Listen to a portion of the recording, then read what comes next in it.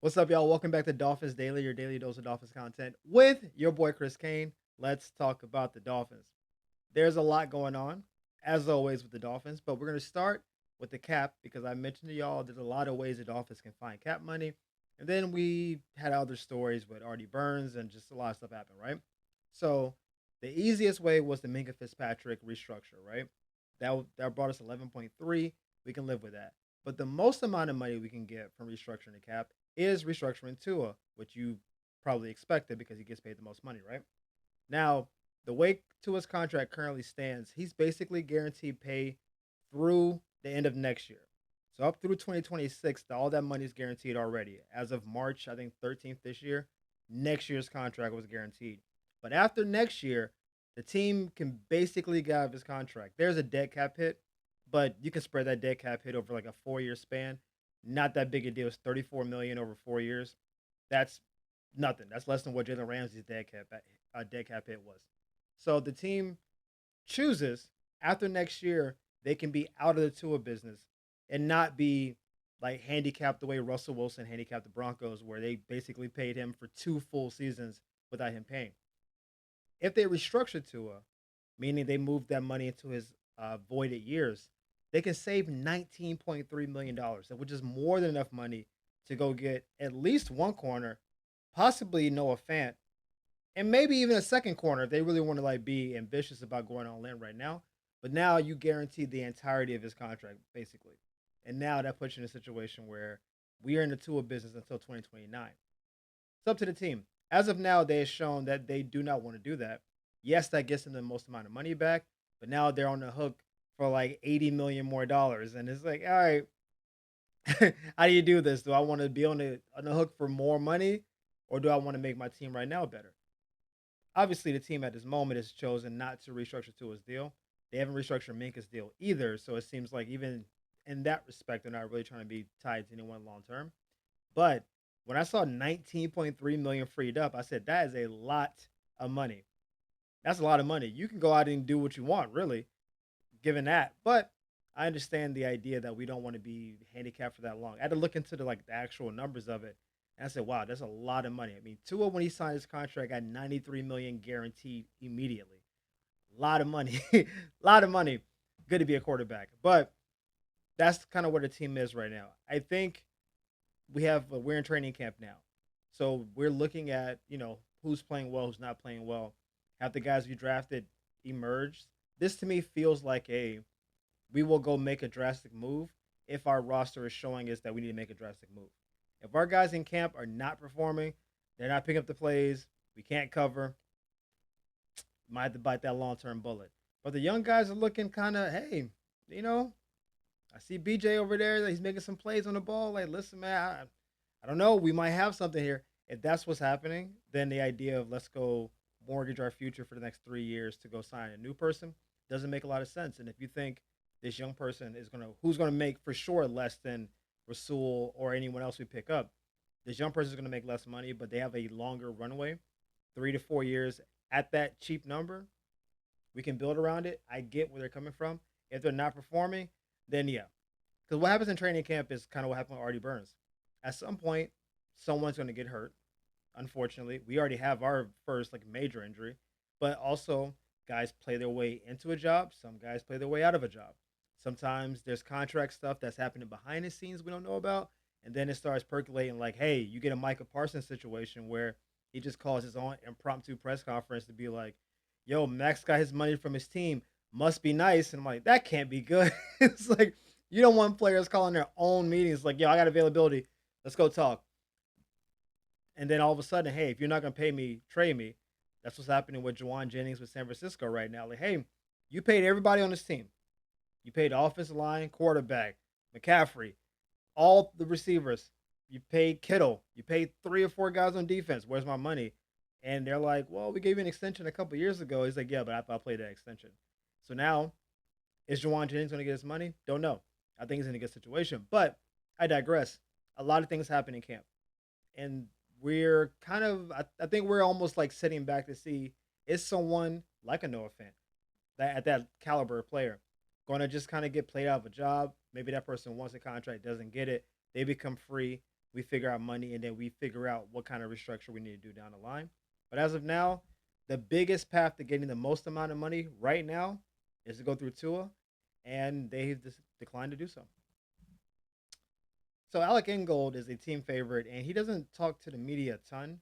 He is a consummate guy, so we know we kind of run a version of the Kyle Shanahan offense where they actually have fullbacks. Most teams in the league don't have fullbacks. I know we do.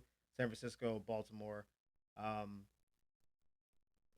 there's probably one or two other teams. Like it's not a very popular position, mostly because teams just have spread out and guys just run around. But having a good fullback in this scheme is really invaluable, especially one as athletic as Alec Ingold, who's really good at blocking but can run and can also receive, kind of utility back kind of guy. Never gonna make a like he's not gonna be an all pro, but he is gonna be solid and his a lot of 30 jerseys in the crowd, right? So he was talking about team culture and kind of how he sees it and where he thinks the team currently is. So we're gonna read that quote right now. It's a long one. He said, I think if you can self start as a team, as a unit, I think that's where, over time, you get to see what the character of the team is. That shared continuity, a solid culture, is one that people are their best selves. Their individual character is uplifted by that team culture, by the character of the entire room. So I think we got to go out and prove it. We got a fresh start. Really excited to see how it plays out. He said a lot of other things in there, but he was essentially saying that he thinks that the foundation has been built.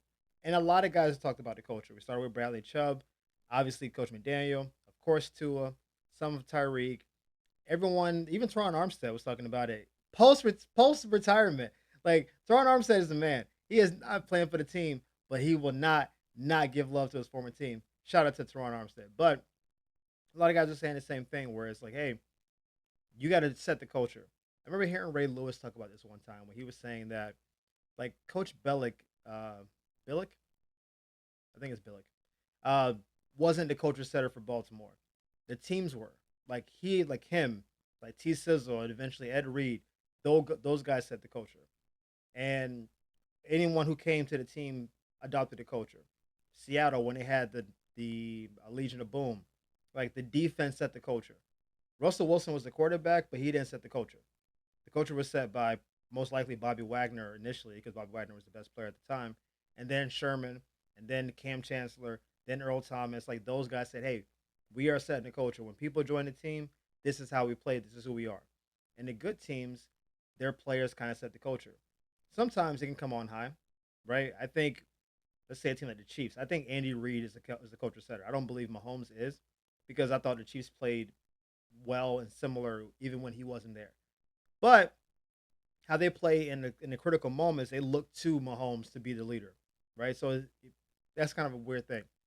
For the Dolphins, I think we've kind of let like the culture just kind of flow. We've kind of been like a little flow state of a culture. What are we? We're just kind of fun. We're down in Miami, cool jerseys, backflips and stuff. And now everyone is like, hey, this is our responsibility. And I don't know, no one has said this directly. I don't know if Coach McDaniel has directed a team like, hey, you guys set your own culture and then we'll coach accordingly. But that's kind of what feels like is happening. So a lot of players is talking out about, hey, this is how our position group is doing, right? You heard Austin Jackson just yesterday talking about, yo, man, me and the offensive line, we got some dogs out here. We're gonna be strong and aggressive. Like different position groups are talking about how they want to approach the season. And Minka hasn't really had a big time interview yet. I'm sure he will at some point. And when he does, I can almost guarantee he'll say, hey, I was drafted here, went to Pittsburgh and coming back. This is what we want to do in the secondary. I think maybe he's maybe waiting to see who's going to actually be in the secondary, because you can't set a culture with incomplete pieces, I guess. But it's like the individual players are saying, this is what we're doing. This is how we're coaching it up. This is how we're bringing people along. That's why I was so excited for Artie Burns, because I thought we had an experienced corner who's really trying to make a name for himself for real, outside of college. And then obviously we know how that ended. But Alec has also been here. Like he is a pro. If you look up professional football player, that's what he is. He's not flashy. He's not a look at me Louie kind of guy. He's a dirt pail, hand in the dirt, put your face mask on somebody's face mask kind of guy. And you need those people, because those people really are sometimes like the heart and soul of a team. That person that gets like that a 4 yard run and just stands up and, "Rah!" and the crowd starts going crazy. It's like, yeah, we love you, guy. Even though he's like the 20th highest paid person. So I was happy to see it. Shout out to Alec, and let's see what we got this year. Following the Artie Burns injury, the Dolphins elected to add more depth to the room. We have a number of corners on the roster, but a lot of them will probably end up on a practice squad. So I think we're just trying to figure out who's going to be our probably 6, 7 man corner rotation.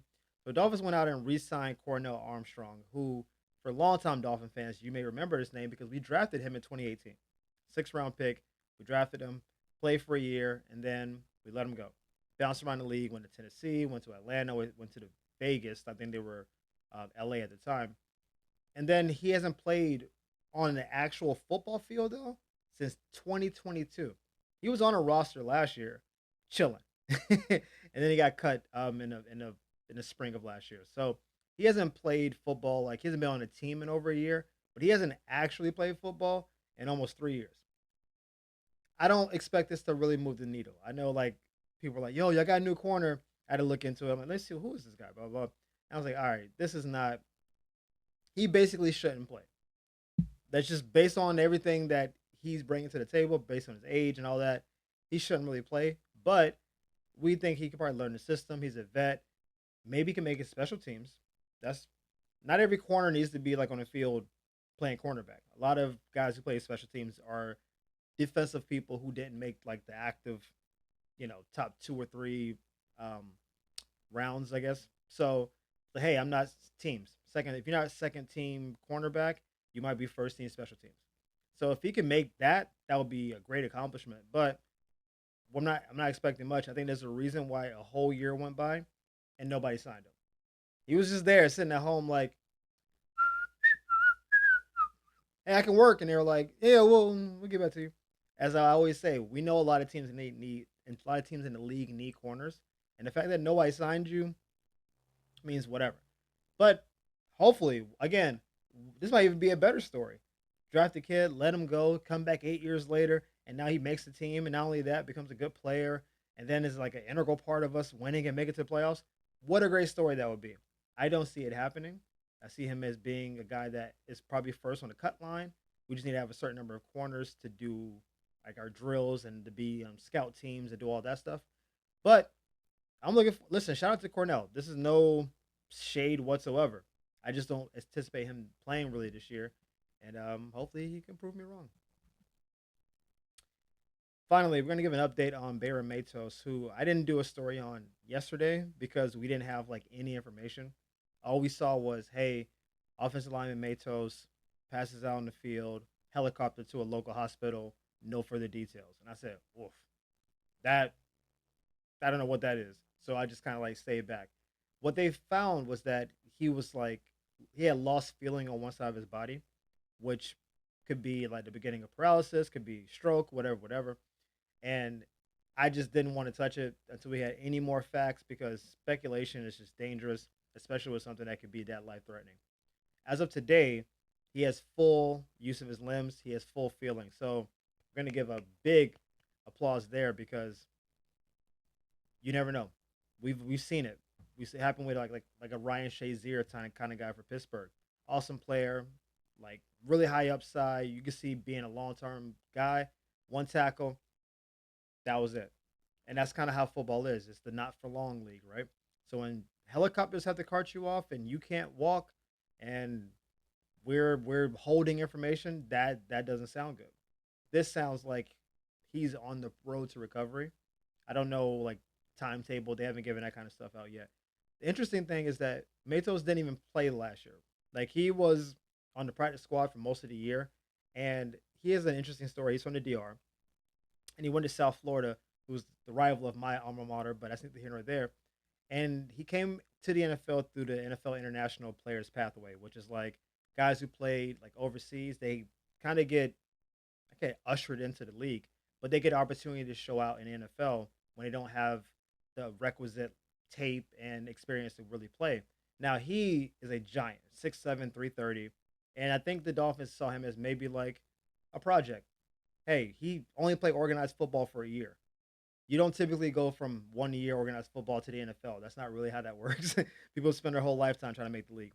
But he has all the size. He seemed to have the, I don't know, energy and mentality to want to get better. 6'7", 330, can't coach that. So if you can mold and like configure that into a player that's reputable, awesome. He basically walked onto the team, which is kind of weird as a pro team to have a walk on. But we didn't get him with anticipation he's going to be a starting offensive lineman for us. That wasn't really the goal. It was, hey, can we teach him the game? And can he learn the game fast enough to be someone that can contribute, probably in a pinch? Maybe we have 2 or 3 offensive line injuries and there's no one on the open market. You can be brought up. Most likely he was going to be on the practice squad anyway this year. But you need those people because they do help fortify your defense because you have to go up against someone and we don't want them doing drills against our starting offensive lineman. We already have an offensive lineman hurt right now. Makes sense, right? So it's a good story. Hopefully he makes a full recovery. No word on status about playing this year. No word on long term effects. It just seems like it sounds like a really exaggerated stinger. And if you play football, you know what a stinger is. It's like, I guess technically, I guess it's like a nerve being impinged, and you can't move momentarily. Most times you get it like in your neck and shoulder area. So you make a tackle, you'll just be kind of like and you'll feel like, oh, I can't move my arm and shoulder, and then it'll just kind of like, oh. I know that sounds weird to people who didn't play football, but that it's scary. You're like, oh no, I'm paralyzed. It's like no, just some nerve got pinched, and you know, some. I mean, it's probably worse. It's probably worse than a pinched nerve. I don't want to know the exact details of it, but if you ask people in football, have you got a stinger before? They'll be like, yeah. It sounds like a really extreme version of what that is, which is great because he already has feelings after a day. So hopefully he'll be back on his feet sooner than later, and maybe he can make it back to camp. That'd be awesome. I'm sure it'd be great just as a team morale thing because it's really scary when someone's laying on the field and a helicopter has to carry them off. No one wants to see that. That throws the whole team like psyche off. You start wondering, is he gonna be okay? No one wants that. So shout out to Bayron, man. Happy you're feeling better. Wish you a happy and speedy recovery, and hopefully we can get you on the field this year. But as always, guys, thank you for tuning in to Dolphins Daily. We appreciate the love and support. Thank y'all for the likes and subscribes. We will see you next time on Dolphins Daily. Peace.